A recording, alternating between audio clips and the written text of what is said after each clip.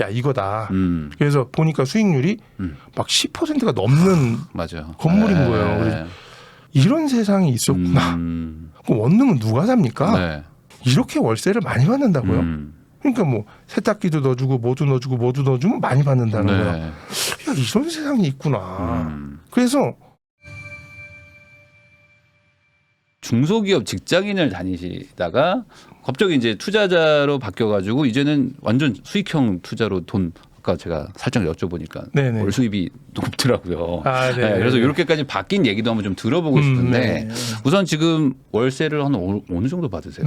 지금 이제 제 이제 근로소득 빼고요. 네. 근로소득 빼고 이제 월소득 임대소득으로만 8천만 원 정도 8천만 원 이상 정도. 받고 있습니다. 네. 네. 아, 그 정도면 사실 이 직장인들한테는 네. 뭐 1년 연봉보다도 더 높은 정도의 소득인 그렇죠, 거잖아요. 그렇죠. 네. 근데 이렇게까지 되기까지 사실 많은 일들이 있었을 것 같은데 네. 이게 어떤 거에 투자를 하셔가지고 이렇게 수익이 나시는 건지. 저는 일단 수익형 자산에 포커스를 맞췄는데요. 네. 특히 주로 이제 타겟으로 하고 있는 거는 네. 원룸. 아, 이게 뭐 원룸으로. 다가구, 다세대, 네. 오피스텔, 네. 그다음에 생활용 숙박시설 네. 이쪽이 차지하는 비중이 한 85% 정도 되고요. 네. 나머지는 이제 뭐 상가 투자라든지 뭐 태양광 발전소 네. 이런 쪽에도 투자를 좀 하고 있습니다. 그럼 아파트는 안 하시는 편이네요. 그래도? 했었죠. 옛날에 했었다가? 했었죠. 초반에 아파트 투자를 했었는데 네. 그때 역시도 수익형으로 월세를 받기 위해서 아파트를 샀어요. 그래요. 예, 예. 아 근데 이 아파트나 이 주거용을 월세로 받는다는 게 네네. 이제 어떤 분들한테는 뭐 쉽게 느껴지기도 하겠지만 아 이거 한 명 한 명 그 월세 받는 거 너무 어렵다라고 생각하실 수도 있거든요. 네, 그래서 그렇죠. 어떤 분들은 그냥 전세 주고 잊어버리자 그렇죠. 예, 예, 이렇게 그렇죠, 하시는 그렇죠. 분들도 예. 많은데 월세 받는다는 자체가 스트레스예요, 스트레스잖아요, 사실은. 사실 예, 예. 누구한테 돈 달라고 하는 게 쉬운 것도 그럼요. 아니고 근데 이렇게 하게 되신 어떤 수익형 네. 부동산으로 월세 받아야겠다 생각하신 어떤 계기가 있으세요? 제가 네. 이 처음에 이제 직장 중소기업을 다닐 때인데 네. 이제 그때 막 30살 초반 요때였을 거예요. 네, 네, 네. 30살 초반 이제 아마 제 기억에 한 2002년 정도 되는 것 같은데 네. 동탄신도시가 막 시작될 때쯤이었을 거예요. 네, 네, 그 네, 당시에 네. 저희 평택 지역에도 택지지구 같은 게 하나 생겨났어요. 조그맣게. 네. 그래서 거기에 투자할까 동탄에 투자할까 막 이거 동탄을 했어야 되는데 이 바보같이 이제 거기 한 거예요 제가. 네, 근데 네. 하고 우연찮게 넣었는데 네. 뭐 주변 사람들이 다 넣는다고 그래서 넣었어요. 임대 아파트를? 아파트 살다가 이제 청약을 넣었는데 청약 넣었구나. 청약을 넣었는데 지방이니까 잘 되잖아요. 네, 이게 네, 뭐 그래서 대고 났는데 피를 2,500만 원을 준다는 거예요. 그때 이제 네, 처음으로 투자하신 거가. 네, 처음으로. 네. 그러니까 뭐 투자라는 자체를 몰랐고 그냥 다 청약 넣는다고 그래서 따라 넣어봤더니 네. 피 2,500을 준다는 거예요. 네. 근데 당시 제가 연봉이 2,500이었어요. 아. 연봉이. 연봉이. 네. 그러니까 얼마나 좋은 일이에요, 이게. 그렇죠. 연봉 2,500만 원짜리인 네. 청년이 네. 아파트 청약을 하나 넣어서 2,500만 원을 받는다는 건 엄청난 럭키한 네. 일인 사실인데 네. 집에 와서 곰곰이 생각해 보니까 네. 기분이 안 좋더라고요. 왜요? 저는 한 푼 두 푼 저축해서 부자가 되는 줄 알았는데 네, 네. 열심히 내가 하는 일에 열심히 하면 부자가 되는 줄 알았는데 그게 아니고 네. 다른 사람들은 다른게 돈을 벌어 나가고 있다는 걸 아는 거예요. 네, 네, 뒤통수를 한 대 맞은 거죠. 그래서 야 이렇게 무지하게 살아서는 안 되겠다. 그래서 이제 공부를 하는 걸 하기 시작해서 학교 다닐 때도 안 하던 공부를 분양권 투자해야 되겠다. 그러니까 그래서 뭐 모두 모르고 네. 이게 재테크라는 단어가 들어간 책은 그냥 모르니까 네. 뭐 땅부터 뭐 주식 뭐 부동산 네. 채권 뭐 아파트 할 것 없이 다 공부해 봤어요. 그냥 미친 듯이 네, 네, 네. 그냥 불로소득. 어떻게 이런 게 방법이니까. 그러니까 일 안 예. 하고 벌 수 있는 방법이 예, 있구나를 그렇죠. 아시는 예, 그렇죠. 저도 그랬거든요. 이제. 네. 그래서 무턱대고 공부하다 보니까 못 하겠는 거예요. 왜? 돈도 없고 자신도 없고 또 내가 갖고 있는 조금의 돈을 잃을까 봐 겁나는 거야. 이도 못 해보고 저도 못 해보고 하다가 네. 친구의 추천으로 부자 아빠 가난한 아빠 네. 책을 네. 좋아하시잖아요. 저도 엄청 저도 좋아해요. 이제 그 책을 읽으면서 네. 기존 책은 일단 보류. 우선 보류. 네. 일단 내 방향부터 찾자. 내가 어떻게 부자가 될지 길부터 찾자. 이거는 스킬을 배우는 과정이고 네. 이건 나중에 해도 충분한 그렇죠, 거를 그렇죠.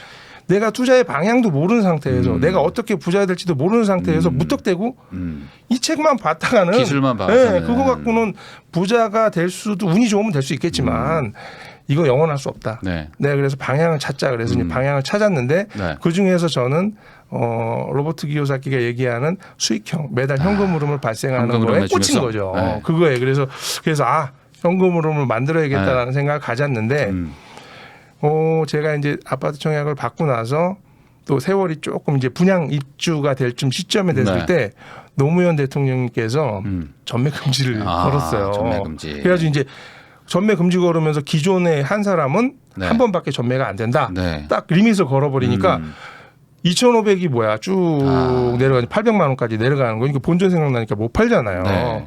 그래서 어쩔 수 없이 네. 들어갈 생각도 없었던 아파트를 들어가야 되는 상황이 벌어진 거지.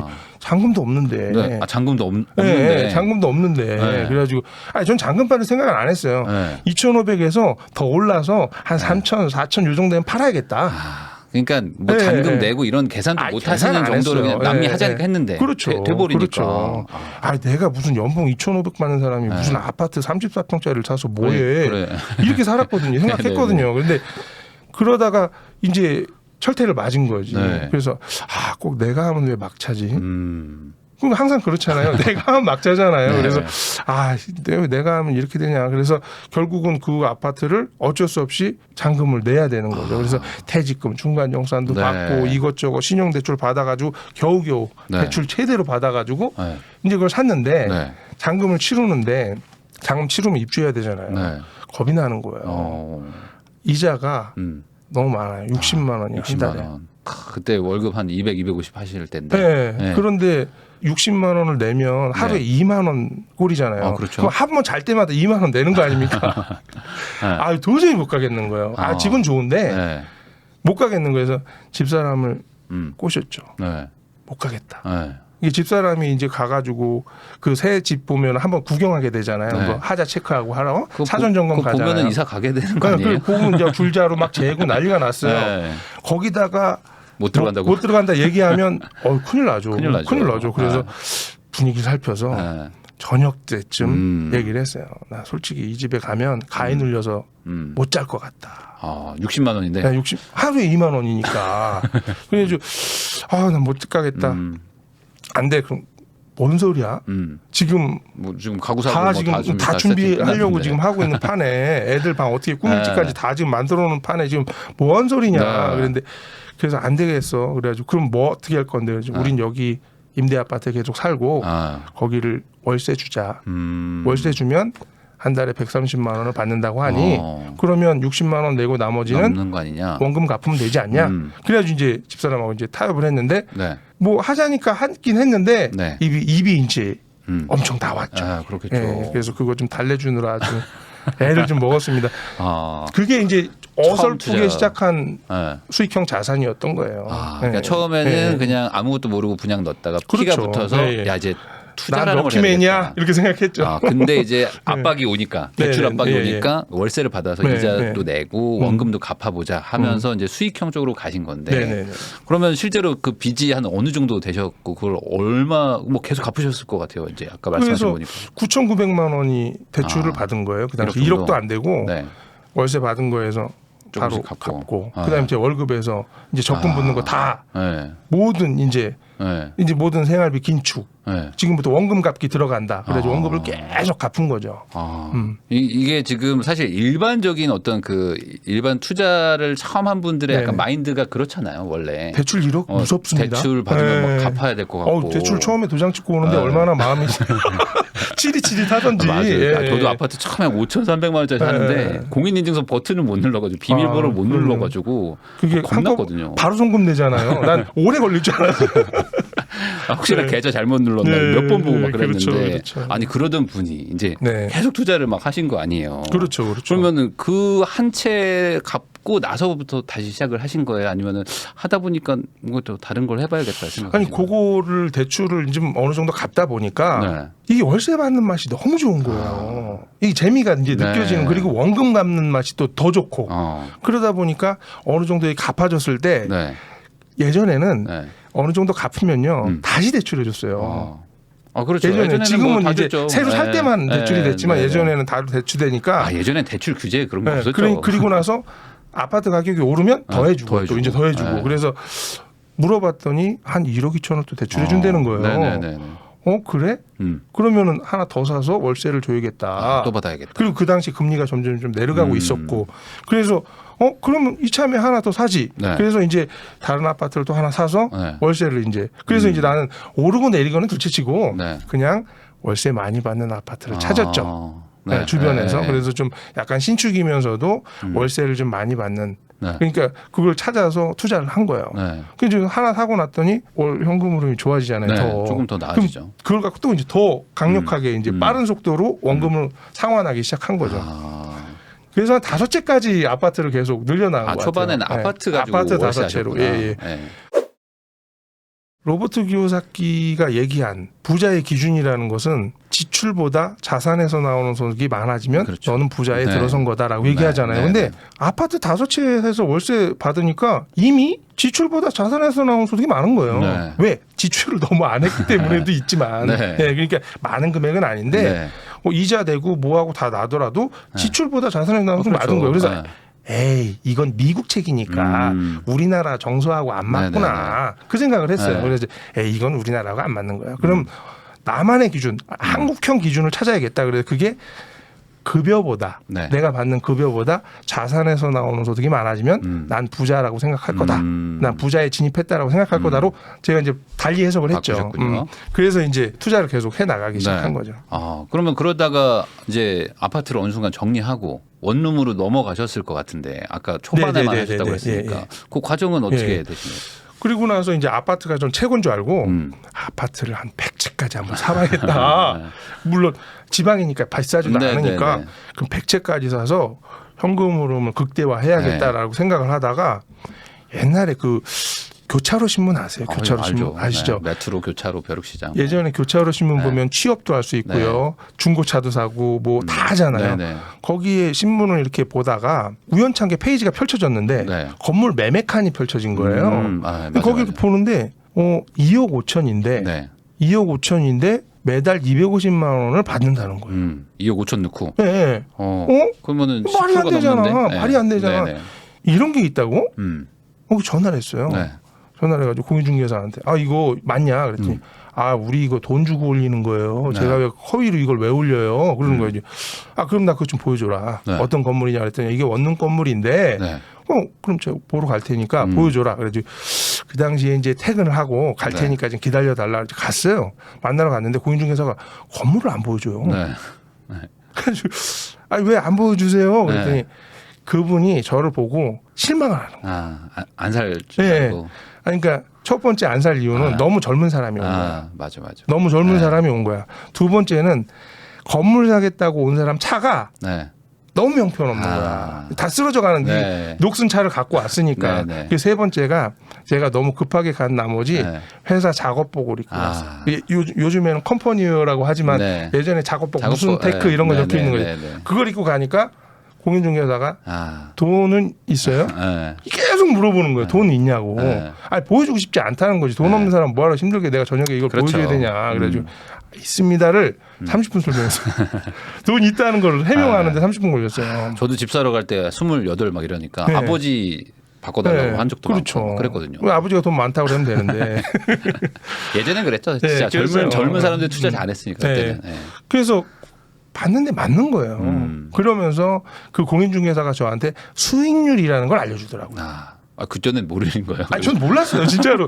수익률이라는 건 몰랐고. 그냥 이자보다 많이 얼마 넣어서 나오니까. 얼마 남으면 나 이렇게 그냥 덧셈해서. 이게 수익률은 나누기가 들어가잖아요. 나누긴 몰랐고 더하기 덧셈 빼기만. 뺄셈만 했었던 거예요. 그래서 해다가 괜찮다 싶어가지고 네. 야 이거다. 그래서 보니까 수익률이 막 10%가 넘는 맞아요. 건물인 거예요. 그래서 이런 세상이 있었구나. 그럼 원룸은 누가 삽니까? 네. 이런 데 누가 사는 거예요? 난 부모님 집에 살거나 아니면 내가 결혼해서 살면 되는데 누가 사는 거예요? 이게 직장을 찾아서 온 사람들이 타지에서 온 사람이 사는 집 돈이라는 거예요. 그래서 그렇구나. 근데 이렇게 월세를 많이 받는다고요? 내가 알기에는 빌라 투베이 거실 있고 투베이 있는 빌라도 40만 원 정도 내는데 원룸을 35만 원씩 받는다고요? 32만 원씩 받는데 이 조그만 데를?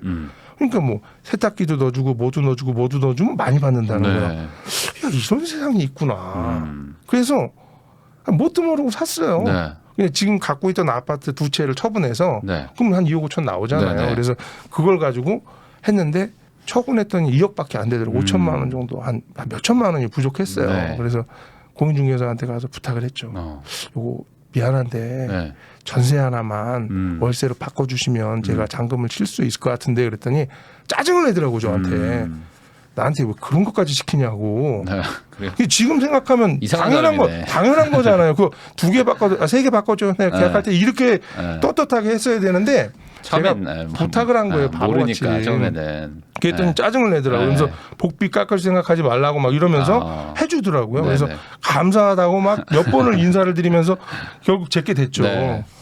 그리고 나서부터 이제 건물 투자가 이제 시작된. 그러면서 수익률이라는 걸 이해하고 네. 이제 수익률이 어떻게 계산되는지를 이제 계산해 가면서 제가 갖고 있는 아파트들을 처분하고 이제 계속 건물들을 사 나가기 시작한 거죠. 사실 월세 받으려면은 아파트는 수익률이 좀 낮잖아요. 그렇죠, 상대적으로 그렇죠. 가격 대비. 그러니까 아파트는 약간 하이브리드예요. 시세 차익도 보고 월세도 받는 중간적인 거고 원룸 같은 경우에는 오로지 수익형에 더 가까운. 네. 그러니까 시세 상승은 많지 않지만 네. 월세가 나오는 거니까 약간 좀 다른 재화라고 그러니까 봐야 뭐 되죠. 주거용인데 약간 상가같이 이렇게 돌아가는 느낌인 그렇죠. 거고 예, 아파트는 좀 이게 월세 수익률과는 상관없이 막 가격이 막 올라가기도 그렇죠. 하고 막 그런 거니까. 시세 오른다고 월세 안 오르고요. 네. 시세 내린다고 월세 내리지 않아요. 맞아요. 근데 이게 사실 많은 분들이 원룸 사면은 수익률 좋고 뭐 이렇게 월세 많이 받는다는 건 좀 들어서 안단 말이에요. 근데 그렇죠. 이게 원룸이니까 방을 또 막 쪼개져 있으니까 사람이 많잖아요. 우선. 그렇죠. 아파트 하나를 가족한테 빌려줘서 월세 받을 때도 막 스트레스 받아 하시는데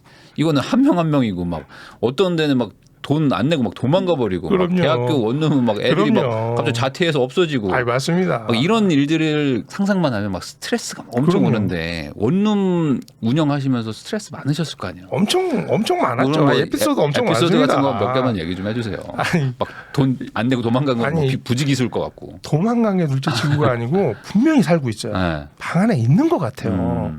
그럼 이제 제가 거기 문 틀에다가 네.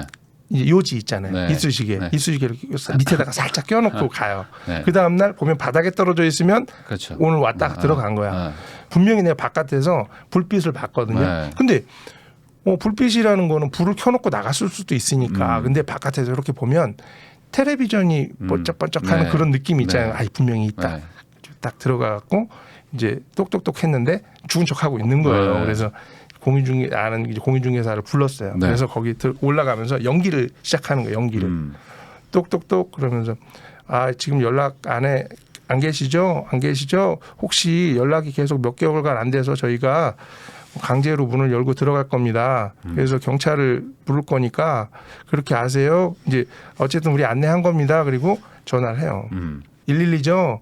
여기 지금 세입자가 뭐 어떻게 연락도 두절되고 안에서 이상한 냄새도 나는 것 같고 불안합니다. 문 한번 강제로 열고 싶은데 한번 와주시죠. 그럼 문 열려요. 네.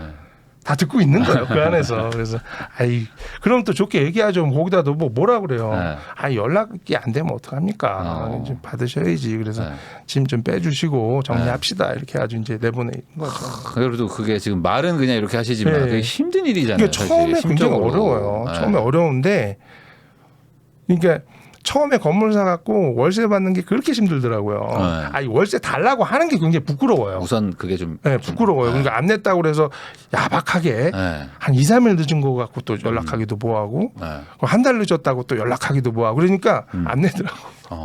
맞아요. 원래 안 내더라고. 잘해주고 네, 네. 하면은 알아서 해주겠지 하는데 내더라고요. 안 하시죠. 안 내요. 그래서 이제 그 공인중개사 찾아가서 이 원룸에 사람들이 월세를 안 낸다. 그랬더니 그 건물 예전 주인은 한 번도 밀린 적이 없었다는 거야. 네. 당신 살 때만 해도 미납자가 한 명도 없지 않았냐. 네. 그냥 당신이 사고 나서 왜 1년이 됐더니 이게 난리가 났냐는 거야 이게.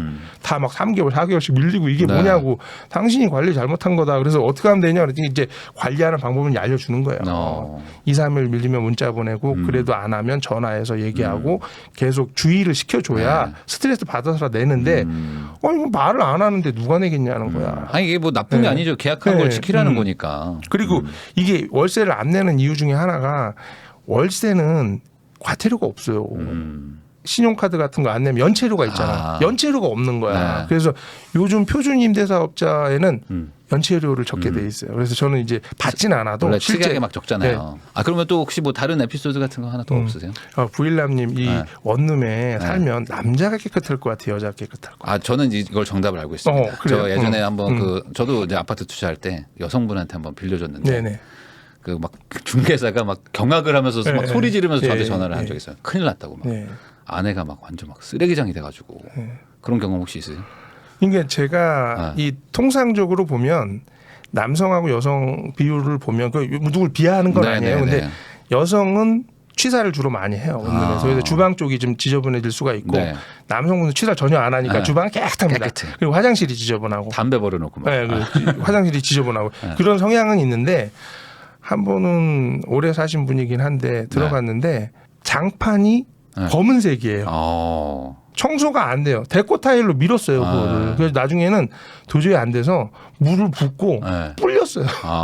근데 거기 불리다 보니까 양념치킨 소스도 등장하고요. 김밥이 말라진 밥풀들이 들어있고 야 어떻게 여기서 그러니까. 살았나 싶은 근데 살았대요. 어제까지 살다 간 거래요. 와 그런 집 보면은 그러니까 워낙은 청소업체에 맡기거든요. 청소는. 근데 제가 미안해서 못 맡기겠는 거예요. 그래서 제가 초벌 청소를 좀 애벌 청소를 하죠. 애벌 청소를 지금 해놓고 사장님한테 이제 부탁했죠. 이거 좀 지저분한 집이니까 청소비 더 드릴 테니까 좀 해주세요. 제가 좀 했습니다. 그러면서 청소 맡겼죠. 아니 근데 그렇게 힘든데도 하셨던 이유는 했던 이유를 얘기하다 여기까지 온 거죠. 힘든 얘기 하시다가 그러니까 계속 나와. 그게 건물주잖아요. 근데 건물주인데 원룸을 가져가는 거는 불편함이 많죠. 불편함이 많은데 제가 왜 원룸을 투자하냐면 상가는요. 수익률이 높지 않아요. 이건 서울 기준은 아니고 수도권 기준으로 얘기하면 한 4% 정도 수익이 나거든요.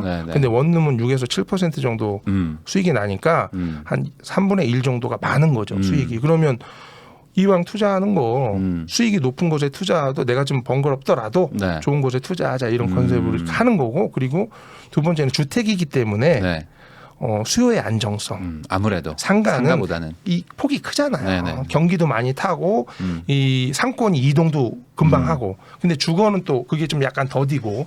물론 이동합니다만 더디고 그다음에 좀 지속성도 좀 유지되고 좀 둔하죠. 경기 자체가. 그런 것도 있고. 그 결정적인 거는 세금이 낮다는 거지. 주택 부분이 더. 상대적으로. 그러니까 이게 사실은 수익형이 많아지면 이 임대소득에 대한 세금을 관리 못하면 큰일 나거든요. 그래서 그거를 보면 상가에 비해서 주택은 세금이 좀 낮다. 대신 좀 고생스럽다. 고생스럽지만 그거 감내해야 된다 이거죠. 차라리 고생하는 게 나을 수도 있다. 그러니까 그 둘 중에 하나를 선택하기에는 이제 저는 이제 고생을 좀 더 버는 게 낫겠다. 내 열정을 좀 쏟아붓겠다. 이걸로 한 거죠. 그러니까 이게 세상에 이게 막 편하게 돈 버는 건 없는 것 같아요. 그럼요. 그러니까 결국에 조금이라도 더 높은 수익형 부동산을 선택하다 보니까 이제 원룸 쪽으로 가시게 된 거죠. 아니 근데 요즘에 사실 그 월세를 받는다는 거는 무대출로 월세를 받으시지는 않으실 거잖아요. 왜냐면 그렇게 받으면 정말 돈 많은 사람들인 거고 대부분 월세를 받는다는 거는 대출 최대로 끼고 그다음에 이제 월세 받아가지고 이자를 충당하는 건데 요즘 같이 막 금리가 막 급등해 버리면 연초 대비 막 거의 2배씩 막 올라가는데 이럴 때 원룸 투자해 놓으시면 좀 뭐 힘든 점이나 뭐 이런 건 없으세요? 그 수익에 비해서 금리가 상승하는 거는 그렇게 많지 않아요. 그러니까 이게 이 원룸 건물 자체가 상가처럼 막 70% 막 80% 대출이 되지 않고 한 40% 50%밖에 방빼기가 워낙 많기 때문에 워낙 대출도 작았고 그리고 초기에 받았던 대출들은 기금 대출 같이 이런 뭐 정부 자금 대출 같은 경우 고정이 많아요. 또.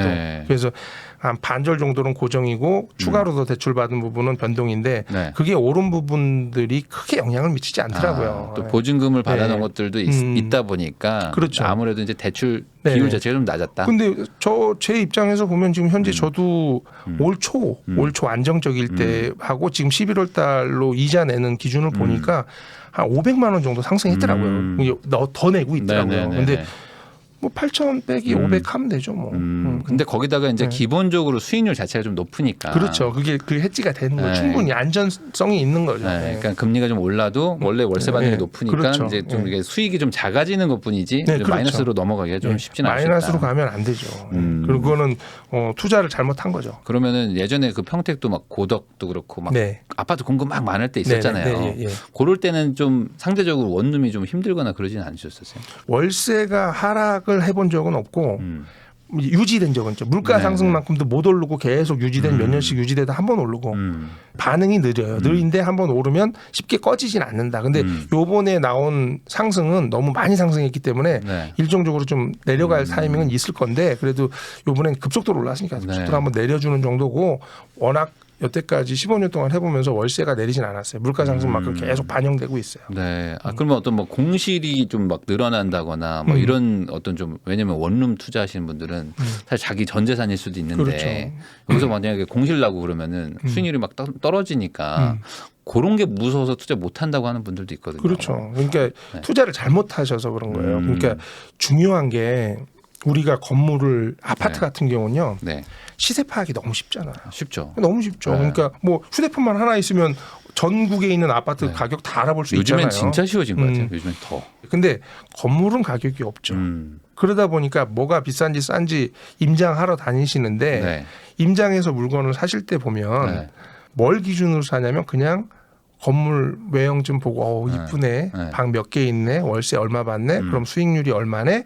공인중개사가 불러주는 대로 계산해서 아 이게 제일 좋은 것 같다. 그럼 그걸 사요. 네. 근데 중요한 거는 어디에 있느냐거든요. 우리가 아파트가 강남에 있는 아파트가 내부 구조가 좋아서 비싼 게 아니잖아요. 네. 위치잖아요. 네네. 어디에 있냐잖아요. 그건 어쩔 수 없는 것처럼 이 수익형 자산 원룸도 네. 어디 지역에 있느냐가 가장 좋은 거고 중요한 거거든요. 그래서 어느 도시나 네. 핵심적으로 원룸 수요가 항상 좋은 지역이 있고 네. 그다음에 이제 외곽적으로 좀 안 좋은 지역이 있고 예를 들어 이런 거예요. 세입자가 공인중개사 찾아가서 저는 보증금이 별로 없어요. 네.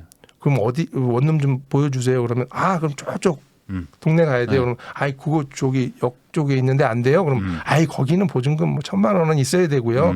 보증금 없으면 저쪽 뒤로 가야 돼요. 네. 그리고나 아니면 저는 6개월짜리 없나요? 6개월만 살다 갈 건데 그러면 6개월도 저쪽에나 가야 있어요. 그러냐 왜 그 주인이 네. 마음씨가 좋아서 6개월 주는 게 아니거든요. 맞아요. 보증금을 낮게 주는 게 마음씨가 좋아서 주는 게 아니라 네. 경쟁력이 없으니까 네. 주는 거잖아요. 똑같은 거거든. 좋은 존은 단기도 절대 안 주고요. 네. 보증금 낮게 주지도 않고 월세도 그렇죠. 싸지도 않아요. 네. 근데 그런 수요를 찾으면 외곽으로 가야지. 또 불편하면 본인이 겪어야 되는 거니까. 그래서 그런 존이 수익률도 높아요.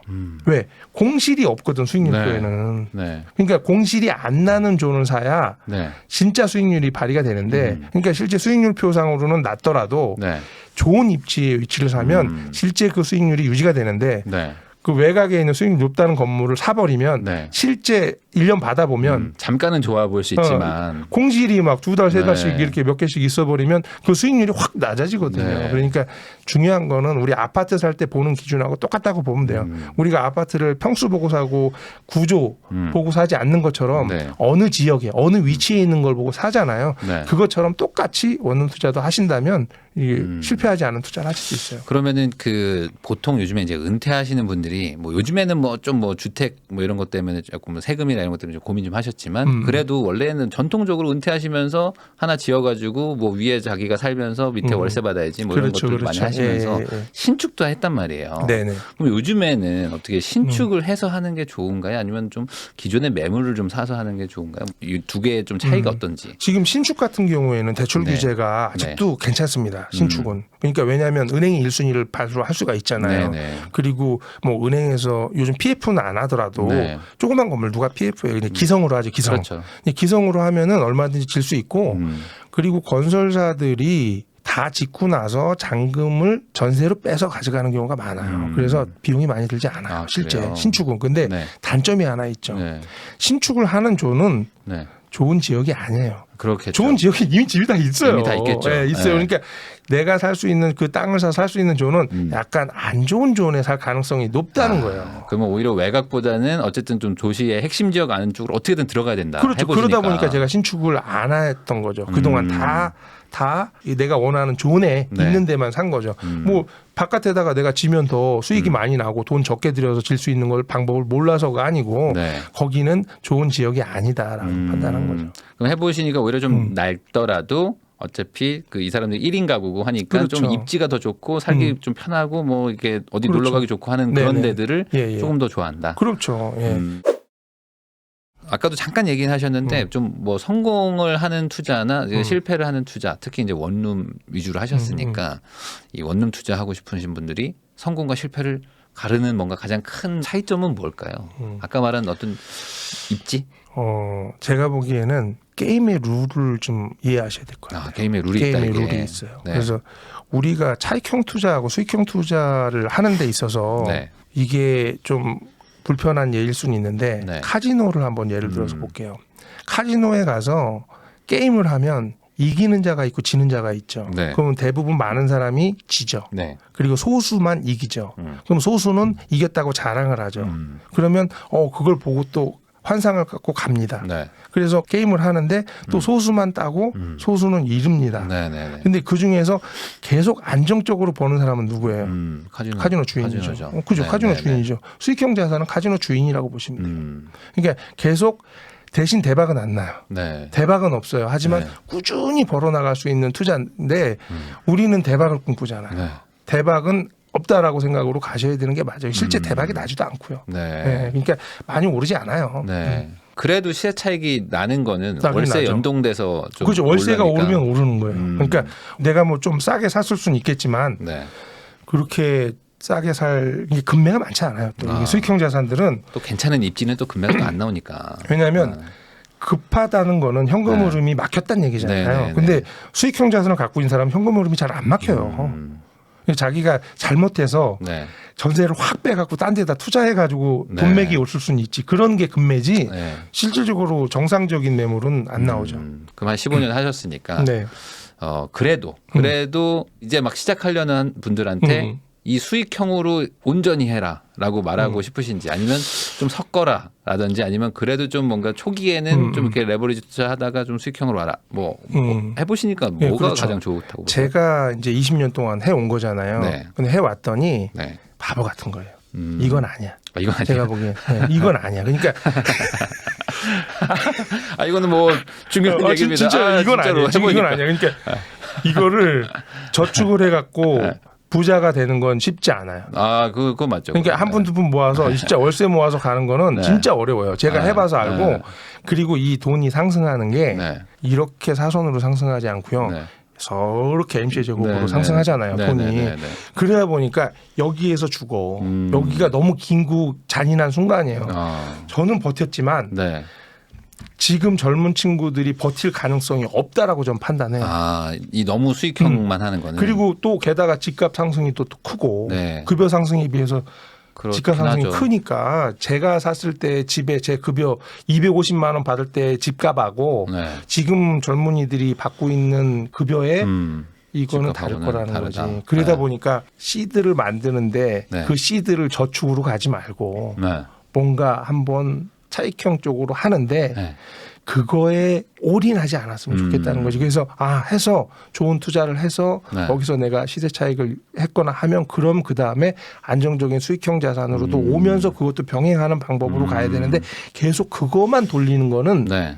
안 될 것 같다고 생각은 들고요. 네, 네. 그리고 수익형 자산만 하는 것도 그것도 좀 너무 느린 방법이다. 너무 느린 방법이지 않겠나 네. 이런 생각이 들어요. 한 5대5 느낌으로 이제 좀 약간 좀 비중을 늘렸다가 줄였다가. 초반에는 뭐 사실 수익형 자산을 사기가 어렵죠. 그리고 그렇죠. 그들이 수익형 자산을 산다 그러면 괜히 지방에 지식산업센터 같은 거 사서 폭망하고 지방에 오르지 않은 오피스텔 한 칸 사갖고 망하고 그런 거보다는 약간 차익형 쪽에 뭐 아파트 투자라든지 청약도 받을 수 있으니까 그런 쪽으로 해서 한번 해서 거기서 남은 돈을 가지고 이제 좀 투자하시는 쪽이 어떨까. 그리고 실제 네. 저희 수강생들을 보면은 그렇게 돼 있는 분들이 저한테 오거든요. 그걸 원해서.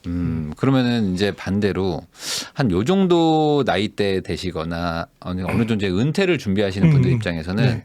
계속 집을 가지고 막 하시는 분들도 있거든요. 근데 그게 이제 반대로 전체라고 현금 흐름이 생각하죠. 없어요. 또 이런 분들은 좀 나이가 좀 많으시면 네네. 어느 정도 이제 한 50 가까워지시면은 그래서 이제 이 집이 아니라 뭔가 좀 현금 흐름을 좀 만들고 싶은데 그런 분들은 그러면 이제 한 50 정도 되면 좀 넘어오긴 해야 될까요? 어떤 수익형 쪽으로 확실히 좀 와야 되나요? 그러니까 이제 은퇴를 앞두고 계신 분들이 제일 네. 걱정이 많으세요, 사실은. 그러니까요. 그러니까 연금만 갖고는 안 어렵거든요. 되잖아요. 네. 그리고 가끔씩 투자를 하셔가지고 오피스텔도 좀 사시고 뭐 이렇게 해놓으신 분도 있는데 그게 또 쉽지 않습니다. 왜냐하면 그렇게 된 수익은 연금을 또 뺍니다. 거기서 또 연금이 줄어요.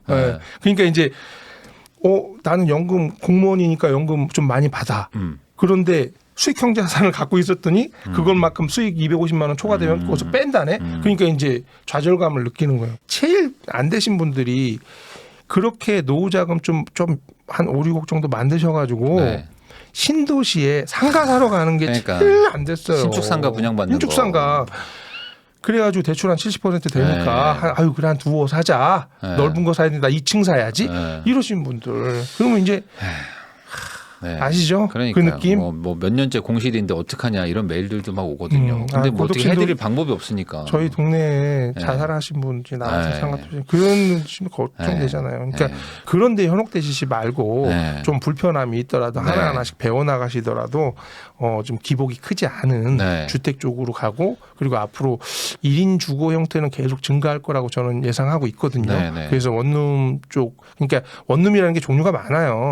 다세대 다가구 오피스텔 그다음에 이제 생활용 숙박시설까지도 있으니까 그런 장르 쪽에서 어떤 게 나한테 적합한지 보셔서 사시면 좋을 것 같습니다. 그러면 대표님한테 좀 여쭤보고 싶은 게 사실 요즘에 뭐 주택 같은 거 사는 거 그리고 뭐 다주택 막 이런 거 하는 거 자체가 사실 막 세금도 많고 막 종부세도 많고 막 한단 말이에요. 그렇죠. 그럼 이게 세금은 어떻게 해결할 수 있는 방법이 있는 겁니까? 이 원룸 투자? 초기에는 이제 개인이 다 보유하고 있었고요. 종부세가 뭔지 몰랐죠. 그리고 예측해 보니까 내가 마스터 플랜을 짜놓은 거에는 세금에 대한 걸 안 넣는 거예요. 그냥 계속 돈이 그렇게 부을 거라고만 생각을 한 거지. 그리고 나서 보니까 종부세 계산을 보니까 깝깝한 거예요. 내지도 않았지만 이걸 나중에 이렇게 되면 큰일 나겠구나 이런 생각이 들어서 이제 안 되겠다 그래서 이제 법인 쪽으로 이제 방향을 전향을 했죠. 지금은 이제 법인화 됐고 종부세는 안 내고 있어요. 그럼 다 등록을 하신 거예요? 예, 주택임대사업자 등록을 했고 그리고 오피스텔 같은 경우에는 원룸형 오피스텔 있잖아요. 이거는 상업용을 선언하면 안 내고요. 그리고 생활용 숙박시설도 안 내요. 안 내. 그 상업시설로 보고 있기 때문에 안 내고 그러면 다세대 다가구인데 요 두 개는 이제 주택임대사업자 가입을 다 하고 있는 거죠. 아파트가 안 되는 거지 그쪽은 또 되니까. 그렇죠. 그래서 아파트가 안 되고 그다음에 지금 현재 남아 있는 게 신축이 또 가능하거든요. 건설 임대사업자 이쪽은 또 아직도 되고 있고 그리고 지금 서울은 안 되지만 서울은 아직 조정 지역이잖아요. 그런데 서울 말고 지방 이제 수도권 요 지역은 웬만한 지역은 이제 다 비규제입니다. 이제 비규제다 보니까 지금 주택임대사업자 가입하면 종부세 안 냅니다. 안 냅니다. 그래서 그거는 유지가 되니까 지금도 하셔도 되니까 이게 문제는 세금이에요. 세금을 어떻게 해지해 나가느냐인데 안 내려고 하면 안 되고요. 적게 내는 방법을 찾아서 우회하는 방법을 찾으시고 그리고 종부세는 이게 누진세잖아요. 계속 늘어나고 매년 내야 되는 고정 비용이기 때문에 예를 들어서 임대 수익을 발생하는 수익형 흐름이다. 이거는 쉽지 않아요. 이거 거의 불가능에 남지 가깝죠. 않아요. 남지 않아요. 그리고 게다가 법인이 그렇다면 뭐 6% 내는데 그러니까요. 이게 남을 수가 없어요. 다 주는 거예요. 다 주는 거예요. 그러니까 오히려 더 내 돈 더 줘야 되는 판이 벌어지니까 그렇게 보시면 될 것 같아요. 그러니까 이게 뭐 합법적인 선 안에서 이게 다 그 임대 등록이나 이런 걸 하게 되면 세금을 다 절세해 주는 부분이 있고 이걸 또 어떤 분들은 혜택이라고 얘기하는 분들도 있지만 이게 아니고 이게 또 원룸을 공급하려면 세금을 또 어느 정도 절세를 해줘야 또 이렇게 임대사업을 하는 거니까 이제 다만 이제 이런 거를 하게 되면 한 10년을 의무부여를 또 해야 되니까 10년이죠. 진짜 좋은 입지에 잘 사야 되겠어요. 그렇죠. 안 팔 물건.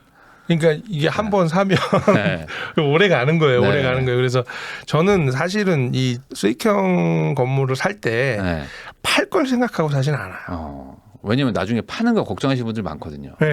그런데 제가 한 10년 갖고 있잖아요. 네. 제가 투자금 다 빼거든요.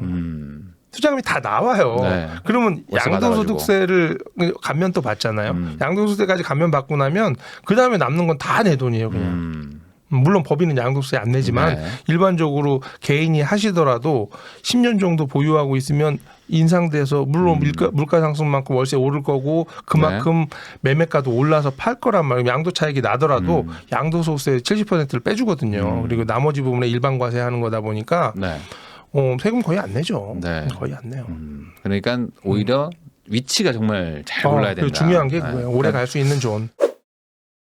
그러면 대표님은 이제 한 20년 투자하셨으니까 네네네. 그러면 투자의 원칙이 있지 않겠습니까? 예, 투자의 예. 원칙을 뭘로 정하셨어요? 뭐 예. 가장 중요한 원칙? 오래 하다 보니까 네. 자연스럽게 원칙이 돼버렸는데 네. 두 가지가 있습니다. 네. 네, 첫 번째는 투자하는 순간 수익이 돌아오는 것에 투자한다. 아, 넣자마자 수익이 나와야 된다. 예, 다음 달부터. 내가 오늘 수익형, 투자했으면 수익형. 다음 달부터 나와야 된다.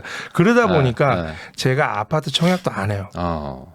왜냐하면 계약금을 넣고 네. 2년 6개월 지나야 네. 퍼포먼스가 나오잖아요. 그러니까 저는 투자하는 순간 수익이 돌아오는 것을 좋아해요. 네. 지금 그리고 그 원칙을 지키고 있어서 네. 주변에 뭐 공인중개사들이 강 사장 여기 딱 나왔는데 사놓으면 네. 2, 3년 안에 새 답을 볼 거야. 안 사요. 안 왜냐하면 사요. 거기서 콩밖에 아니 뭐 쌀 몇 가마니 줄 건데 그러니까 그런 건 아예 거들떠보지도 않고 네. 그게 첫 번째 이 투자 원칙이 투자하는 순간 수익이 돌아오는 무조건 것에 투자한다. 나와야 된다. 그리고 두 번째 원칙은 내가 이해할 수 없는 투자는 하지 않는다. 충분히 이해했을 때 투자한다. 네. 이게 이제 원칙이거든요. 그래서 4층 연산으로 계산 안 되는구나. 저는 워낙 좀 이 공부도 잘 못하고 그리고 좀 지식도 고등학교 뭐 공고 나오고 이러다 보니까 잘 몰라요. 그래서 뭐 이 어려운 계산은 못하거든요. 뭐 저 자산평가 이런 뭐 재무제표 이런 거 볼 줄도 모르고 네. 이러다 보니까 그냥 4층 연산으로 쉽게 계산되는 거. 그리고 그게 내가 충분히 이해했을 때 투자해야지 그냥 좋다고 하니까 아니면 전문가가 좋다고 하니까 나는 이해 안 가지만 이 사람 믿고 할게. 이런 투자하지 말라는 거는. 이 사람 좋다고 하니까 난 그 사람 믿고 나 부일남 믿고 투자할 거야. 이렇게 하면 안 되잖아요. 그런 거 제안도 안 하시지만 네. 그러니까 그런 식으면 안 되고 왜 그 사람은 그렇게 얘기했는지를 충분히 이해한 다음에 투자해야 된다는 거죠. 하긴 근데 그건 맞는 것 같아요. 이게 대부분 이게 보면은 큰 고민 안 하거든요. 네. 내 돈 들어가는데 네. 고민 안 하고 네. 그냥 우선 하고 네. 그럼 어떻게 해야 되죠? 막 이게 사실은 많으니까. 그러니까 주식 전문가들이 가끔씩 나와서 네. 막 어디 주식 앞으로 좋을 거라고 예측하잖아요. 네네. 그럼 그 사람이 정확히 알아서 예측하는 건 아니잖아요. 근데 그걸 따라 샀다고 나중에 그 사람한테 막 댓글로 막 악성 댓글 쓰고 막 욕하고 그런 사람 많거든요. 네. 근데 그 본인이고 그 사람의 생각을 얘기한 건데 따라가는 건 본인의 몫이죠. 왜 그 사람을 원망할 수는 없잖아요. 강제로 그 사람이 돈을 뺏어서 넣은 것도 아닌데. 네. 근데 그렇게 이제 많이 하니까 충분히 이해했을 때 투자하시는 게 좋지 않을까. 그러니까 이 이해가 생각입니다. 되고 이해가 네. 됐다면 좀 공부도 좀 해보고 그럼요. 그다음에 좀 그럼요. 알아보고 그럼요. 그리고 해도 늦지 않다. 그런데도 실제 투자해 보면 모르는 게 많거든요. 그렇죠. 그러면은 저희 채널이 또 뭐 이제 30, 40대들, 50대도 많이 보시는데 또 20대들도 또 많이 봐요. 그리고 네. 여기 채널은 젊은 사람들이 많이 보는 것 많이도 같아요. 봐가지고 이 20대 분들이 또 이제 부자 되고 싶고 나도 이제 투자하고 싶고 이러는데 네. 이런 분들한테 또 나름 이제 수익형 부동산으로만 난 월세로만 성공했었기 때문에 요렇게 가고 싶은 분들 분명 있을 거란 말이죠. 네. 이런 분들한테 또 조언 한마디 좀 해주실 수 있을까요? 그러니까 제가 처음에 했던 것처럼 반복되는 실수를 할 것 같아요. 젊으신 분들이 다들 막 돈 벌고 투자해서 돈 벌었다고 하니까 네. 스킬을 파기 시작할 거라는 거지. 스킬을. 네네. 근데 스킬이 아니야. 네. 내가 어떻게 부자가 됐고 어떤 코드로 부자가 될 건지 방향성을 먼저 예측하는 네. 게 필요한데 그런 쪽으로 가는 건 그건 이제 우리 부일남님이 네. 더 잘 설명해 주시니까 그런 식으로 일단 내가 어떤 부자가 될 건지 어떻게 50살에는 어떻게 됐고 60살에는 어떻게 할지 미래를 예측할 수 있는 방법을 찾으셔야 되는데 네. 그게 먼저고 그 과정에서의 돈 버는 과정에 코인도 될 수 있고 주식도 될 수 있고 여러 가지 장르를 나에 맞는 걸 찾으시면 되는 건데 네. 순서가 바뀌면 안 된다는 거예요. 그리고 제일 핵심적인 거는 네. 그리고 나서 그럼 난 아직 그거 할 돈이 없는데요. 네네. 이러신 분들은 지금부터 생활의 패턴을 좀 바꾸실 필요가 있어요. 어떻게 바꿔야 될까요? 그러니까 내가 경제 활동을 하고 계신 분들 기준으로 말씀드리는 거예요. 네. 학생들은 아닙니다. 네. 월급을 받으시는 분들은 항상 기록하셔야 돼요. 내가 얼마를 벌어서 얼마를 지출하고 어디에 지출하는지를 네. 정확히 기록하실 줄 아셔야 돼요. 그리고 네. 기록하시고 매달 내 자산이 증가하는가 안 하는가를 조사하고 계셔야 돼요. 근데 월급 받는데 무슨 자산이 있어요? 통장 잔고도 자산이거든요. 그러니까 내 통장 잔고가 계속 증가하고 있으면 당신은 부자의 길로 가고 있는 거고요. 네. 계속 감소하고 있으면 그렇죠. 가난해지는 뭐 거예요. 거지, 근데 점점 여기서 주의하셔야 될 게 신용카드가 문제예요. 네. 내가 미래의 돈을 저당 잡아 쓴 돈을 절대 잊어서는 안 되고 잘 기록해서 쓰셔야 되고, 그리고 핵심적으로 강조하고 싶은 거는 그래서 내 자산을 관리할 줄 알아야 되고 네. 그리고 하루에 1시간 정도 네. 나를 위해 쓰세요. 나의 발전을 위해. 네. 그러니까 우리가 24시간 동안에 직장에서 일하고요. 네. 뭐 여자친구 만나고 아니면 아내랑 아니면 가족하고 지내고 실제 나를 위해 쓰는 시간이 없어요. 대부분 보면. 네. 그러면 최소한 하루에 1시간 정도 365일 다 유지하려면 새벽 시간이 좋겠죠. 새벽 시간에 나를 위한 1시간 동안 책을 보든 좋은 영상을 찾아보든 아니면 뭐 공부에 대해서 생각을 해보든 내 자산에 대해서 생각해보든 생각할 수 있는 시간 1시간 정도 나만의 시간을 가지면서 공부하시길 바랍니다. 네. 네, 오늘은 이렇게 강용수 대표님 모시고 또 청년들한테 조언도 또 듣고 또 수익형 극단적 그 쫄복 맞습니다. 네. 대신에 그렇기 때문에 손해 안 보고 지금까지 계속 오신 거잖아요. 네. 안전하게 쭉 부자가 되신 이 강용수 대표님 모시고 또 다른 길을 또 이제 설명을 해주신 것 같아가지고 우리 이제 젊은 분들이나 아니면 지금 이제 은퇴하려는 분들 입장에서 나 지금 수익형 필요한데 하는 분들한테 좀 도움이 되지 않았을까라는 생각을 해봅니다. 250만 원 월급 받던 직장인에서 지금 이제 8천? 8천 소득을 받게 된 이제 월세로만 8천 받는 자산가 강용수 대표님 모시고 이야기 나눠봤습니다. 오늘 다시 한번 나와주셔서 감사드립니다. 예, 감사합니다.